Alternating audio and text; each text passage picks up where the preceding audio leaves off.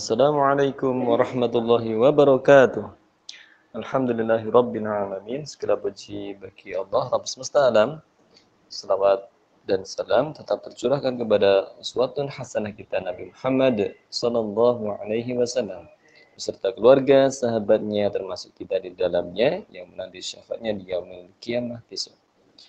Oke, anak-anak yang salih dan salihah, Pak Guru di sini akan menyampaikan tentang kisah keteladanan Nabi Adam alaihi salam dan kisah keteladanan Nabi Muhammad sallallahu alaihi wasallam.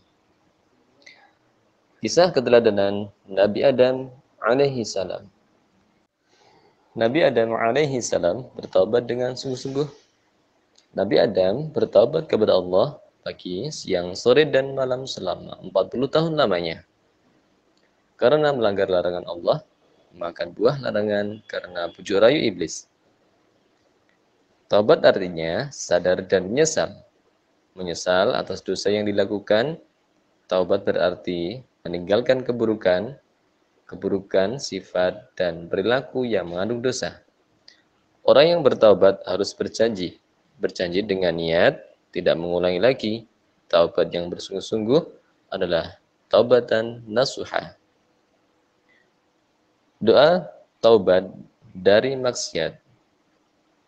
Quran Surah Al-A'raf ayat 23 yang berbunyi, A'udzu billahi minasyaitonir rajim.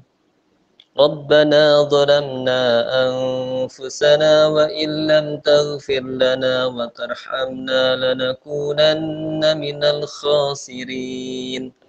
Yang artinya, ya Rabb kami telah menganiaya diri kami sendiri, dan jika Engkau tidak mengampuni kami dan memberi rahmat kepada kami, niscaya pastilah kami termasuk orang-orang yang merugi. Taubat nasuha syaratnya sebagai berikut. Berhenti berbuat maksiat, menyesali dosa yang pernah dilakukan, berniat tidak mengulangi dosa yang telah dilakukan, memohon ampun kepada Allah. Nabi Adam dan istrinya merasa salah dan lalim terhadap dirinya sendiri.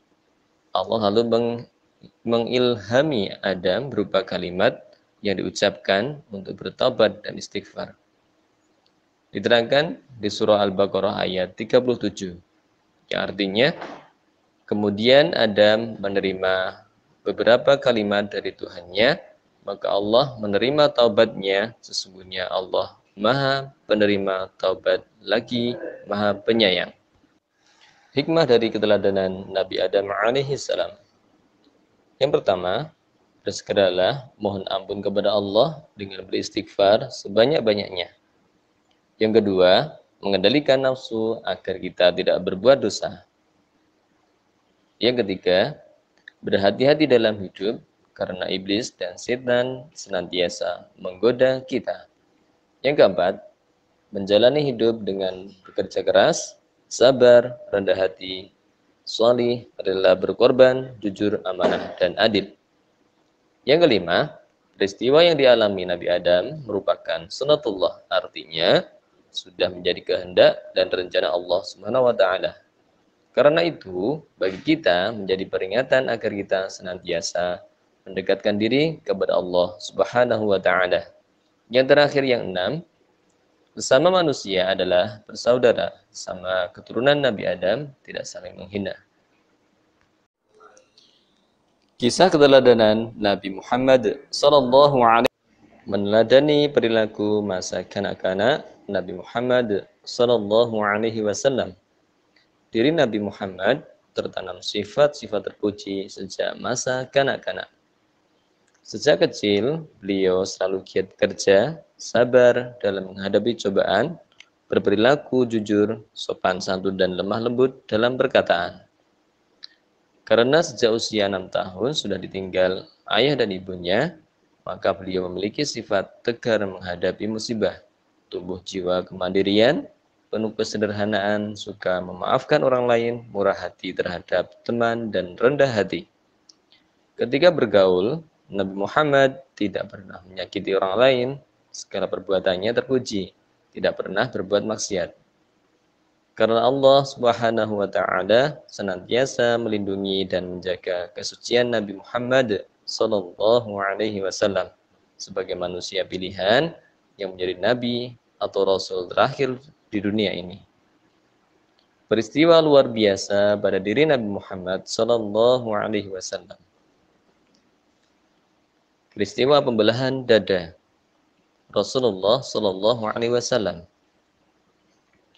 Tatkala usia Nabi sallallahu alaihi wasallam menginjak 4 tahun, 2 malaikat mendatanginya dan membelah dadanya, lalu mencuci hatinya dan mengembalikannya.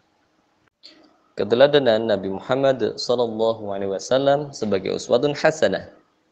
Keteladanan Nabi Muhammad mulai sejak kecil, Allah Subhanahu wa taala menjadikan Nabi Muhammad laksana Al-Qur'an berjalan. Maksudnya bahwa akhlak Nabi Muhammad sallallahu alaihi wasallam merupakan penerapan dari Al-Qur'an yang memiliki akhlak yang mulia.